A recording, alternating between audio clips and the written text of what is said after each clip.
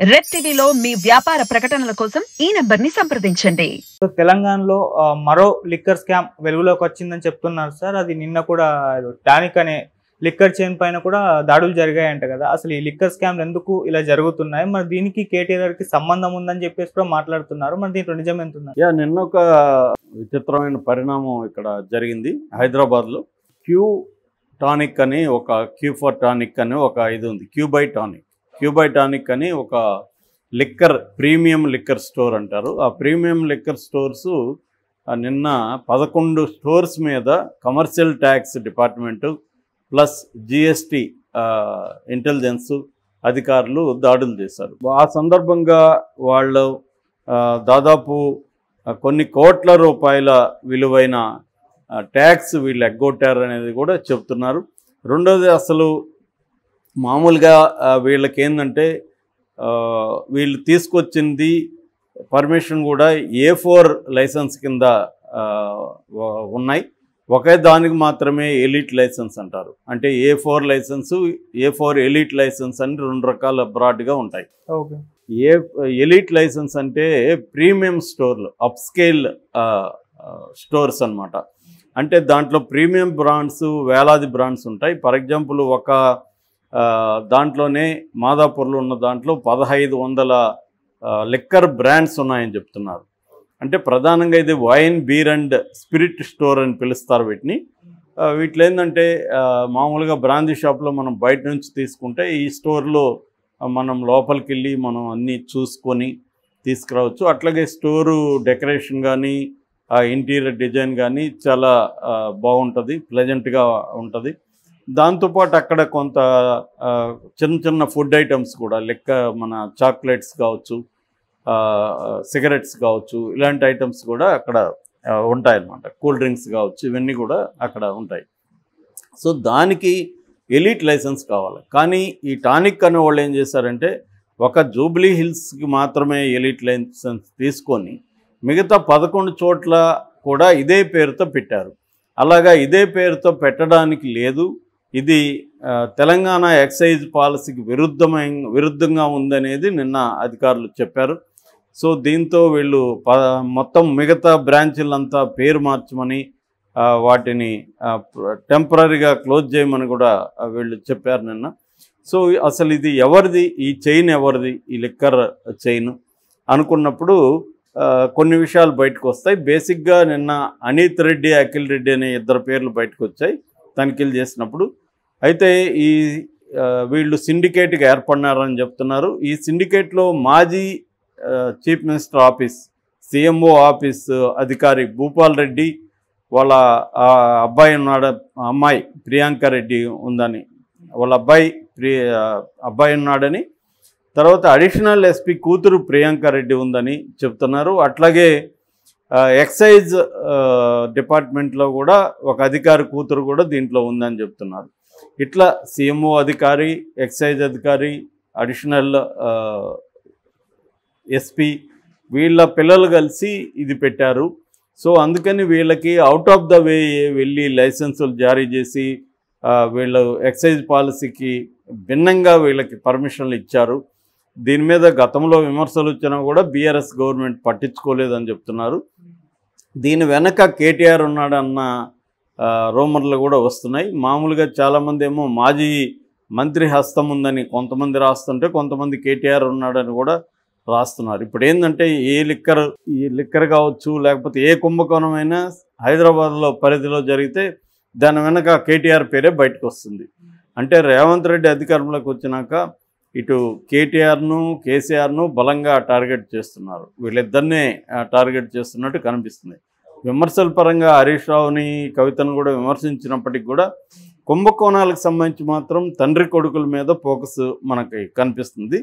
So వీళ్ళు ఇప్పుడు ఏంటంటే ఈ టానిక్ బెవరేజెస్ LLP అంటారు దీన్ని. ఇది మామూలుగా అయితే యాజమాన్యం చూసుకున్నప్పుడు ఆ సైట్లో అమిత్ రాజ్ లక్ష్మణ్ రెడ్డి పేరుతో ఉంది, సాయి శిల్ప అమిత్ పేరుతో ఉంది వాళ్ళ వైఫ్, దాని తర్వాత భారతి పేరుతో, ఈ ముగ్గురు పేరుతో లైసెన్సులు ఉన్నట్టుగా ఉన్నాయి. కానీ ఇది సిండికేట్గా ఏర్పాటు చేశారు అనేది విమర్శ. దీంట్లో వీళ్ళు ఎగ్గొట్టారని చెప్తున్నారు. దాదాపు 100 కోట్ల వరకు ట్యాక్స్ని ఎగ్గొట్టారనేది నిన్న వాళ్ళు ఆరోపిస్తున్నది. సో ఈ 100 కోట్లు ఎవరి జోబులోకి వెళ్ళాయి, ప్లస్ ఈ లైసెన్సులు ఇవన్నీ ఎవరు జారీ చేశారు వీళ్ళకి, అసలు దీన్ని నడుపుతున్న వాళ్ళు వీళ్ళేనా లేకపోతే బినామీలా వీళ్ళ వెనక ఉన్న కేటీఆర్ ఉన్నాడా అన్న ఇది కూడా విచారణ కూడా జరుగుతున్నట్టుగా మనకు అర్థమవుతుంది. మనం చూసాము మన కవిత కూడా లిక్కర్ కుంభకోణం చుట్టుకుంది. ఆమె ఇప్పుడు దేశవ్యాప్తంగా పాపులర్ అయింది ఢిల్లీ లిక్కర్ కుంభకోణంలో. ఇప్పుడు ఇక్కడ తెలంగాణలో కూడా ఒక లిక్కర్ కుంభకోణం బయటకు వస్తుందా అనేది కొంతమంది అంటున్నారు. ఎందుకంటే ఈ టానిక్ అనేది చాలా పెద్ద సక్సెస్ఫుల్ వెంచర్గా మనం చెప్పుకోవచ్చు. క్యూబై టానిక్ అంటే అందరికీ తెలుసు. ఎందుకంటే ఇది ఫస్ట్ టైం హైదరాబాద్లో ఇలాంటి ఒక premium branded wine liquor shop రావడం అనేది. సో మరి దీనికి ఇప్పుడు కేటీఆర్కి ఇది చుట్టుకుంటుందా అనేది చూడాలి. అయితే ఇక్కడ మనకి సిమిలారిటీస్ గమనించవచ్చు జగన్కి రేవంత్ రెడ్డికి మధ్య.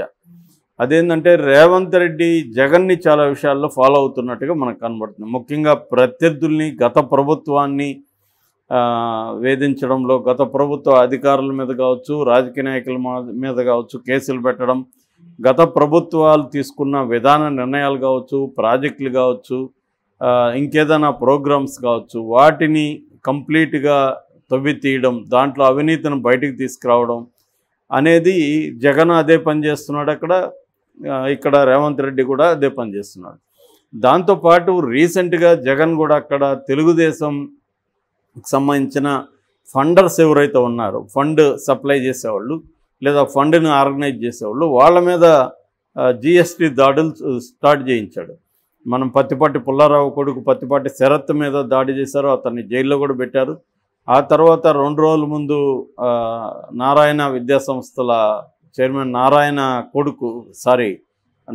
అల్లుడు పునీత్, అతని మీద కూడా, అతనికి సంబంధించిన ఎన్స్పిరా మీద కూడా దాడులు చేసి 1,80,00,000 కూడా సీజ్ చేశారు.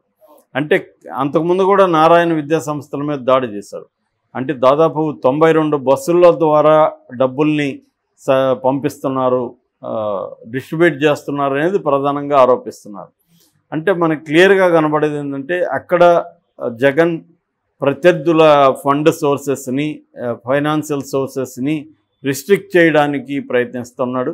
అలాగే ఇక్కడ కూడా కేటీఆర్ స్టార్ట్ చేసినట్టుగా మనం అర్థం చేసుకోవచ్చు. ఇవి ఇంకా పెరిగే అవకాశం కూడా ఉంది. ఇక్కడ కూడా జిఎస్టీ ఇంటెలిజెన్స్, రెవెన్యూ ఇంటెలిజెన్స్ అధికారులు, అట్లాగే కమర్షియల్ ట్యాక్స్ అధికారులు ఈ షాపుల మీద పడ్డం అంటే ఈ షాపుల్లో నుంచి ఈ బీఆర్ఎస్ ఫండ్ పోనీయకుండా చూసుకోవడం అనేది ప్రధాన కర్తవ్యంగా కనిపిస్తుంది. ఇవి మరింత ఎక్కువ కావచ్చు. ఎందుకంటే బీఆర్ఎస్ అధికారంలో ఉన్నప్పుడు కూడా గత ఎన్నికల్లో, అసెంబ్లీ ఎన్నికల్లో కాంగ్రెస్ మీద ఎక్కువ దాడులు చేశారు. కాంగ్రెస్ డబ్బులే ఎక్కువ పట్టుకున్నారు. ఎందుకంటే కర్ణాటక నుంచి ఇక్కడకి సప్లై అయింది మనీ. అందువల్ల దాదాపు 700 పైన కోట్లు, 700 నుంచి 800 కోట్లు కాంగ్రెస్ డబ్బులు ఇక్కడ లాస్ట్ టైము సీజ్ చేశారు. దానివల్ల కాంగ్రెస్ గట్టిగా డబ్బులు పంచలేకపోయిందనే వార్తలు కూడా వచ్చాయి. అలాగే ఇప్పుడు రివర్స్లో రేవంత్ రెడ్డి కూడా ఏం చేస్తున్నాడంటే బీఆర్ఎస్ ఫండ్ సోర్సెస్ని కట్ చేయడం ద్వారా బీఆర్ఎస్ ప్రజలకి డబ్బులు ఇవ్వలేని పరిస్థితి, కార్యకర్తలకు డబ్బులు ఇవ్వలేని పరిస్థితిని క్రియేట్ చేయడం. అంటే ఈజీగా ఫ్లో అవ్వదు. ఒకవేళ డబ్బులు ఇవ్వాలని వాళ్ళు స్టార్ట్ చేసుకున్నా ఒక చోట నుంచి ఇంకో చోటికి మనీ ఫ్లో అవ్వాలి కదా, ఆ ఫ్లోని కట్ చేయడం అనేది ఇక్కడ జరుగుతుంది. ఒక రకంగా రేవంత్ రెడ్డికి మోడీ ఆశీస్సులు కూడా ఉన్నట్టే అనిపిస్తుంది. ఎందుకంటే మోడీని మొన్న కూడా పెద్దన్నయ్యని పిలవడం, మేము కేంద్రంతో మంచి సంబంధాలు ఉంటాయనడం, అవన్నీ కూడా రేవంత్ రెడ్డి అనౌన్స్ చేశాడు. అది ఎవరైనా ఎనీ ముఖ్యమంత్రి అనౌన్స్ చేస్తారు. ఎందుకంటే ముఖ్యమంత్రి ప్రధానమంత్రిగానే మనం అక్కడ అర్థం చేసుకోవాలి. వాళ్ళిద్దరు 2 పార్టీలని కాకుండా. అయినప్పటికీ కూడా రేవంత్ రెడ్డి ద్వారా, రేవంత్ రెడ్డి భుజం మీద తుపాకీ పెట్టి ముందు బీఆర్ఎస్ని ఖతం చేస్తే, దాని తర్వాత బీఆర్ఎస్ ఖతమైపోయిన తర్వాత కాంగ్రెస్ సంగతి చూడొచ్చని మోడీకి కూడా ఉండే అవకాశం ఉంది.